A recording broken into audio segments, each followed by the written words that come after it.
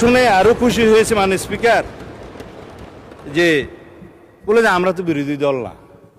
হ্যাঁ, আপনারা বিরোধী দল, আপনারা সরকারি দলে আসার জন্য কসরত করবেন, এটাই হচ্ছে নিয়ম, এটাই পার্লামেন্টের রীতি। তবে আমি জেনে আরো খুশি হয়েছি যে আপনারা শ্যাডো মিনিস্ট্রি করেছেন, ছায়া মন্ত্রিসভা।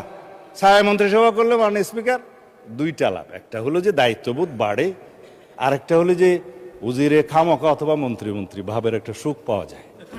তো আমি অভিনন্দন জানাই যে আসুন আমরা শ্যাডো মিনিস্ট্রি হিসেবে আপনারা ডিক্লেয়ার করুন, কাউন্টার পার্ট হিসাবে আমার বিপরীতে মনে হয় আমার সোজাসুজি আছে হোম মিনিস্টার সাহেব শ্যাডো।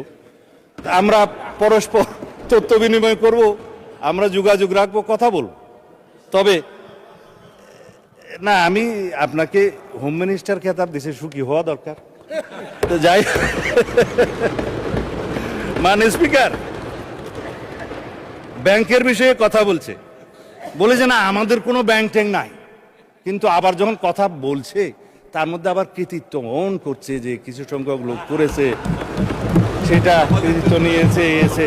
মাননীয় স্পিকার ব্যাংক টাকা তো ভালো, অস্বীকার করার দরকার কি? তবে শুধুমাত্র দুষ্ট লোকেরা বলে যে কত পার্সেন্ট শেয়ার কার আছে এটা একটু খোলাসা করা দরকার। তাহলে পরে এই যে ব্যাংক দখল হয়েছে মাননীয় স্পিকার ইন্টারিম গভর্নমেন্টের সময়, ব্যাংক দখল হয়েছে আওয়ামী লীগের সময়, দখল হয়েছে, স্টাইলটা একটু ভিন্ন ছিল মাননীয় স্পিকার। কেউ কেউ সরকারি ইন্টেলিজেন্স ব্যবহার করে হোটেলে ডেকে নিয়ে এসে করেছে, আর কেউ সরাসরি নারায়ে তাকবীর আল্লাহু আকবার বলে নেমেছে। স্টাইলটা ছিল ভিন্ন, দখল হয়েছে মাননীয় স্পিকার। এখন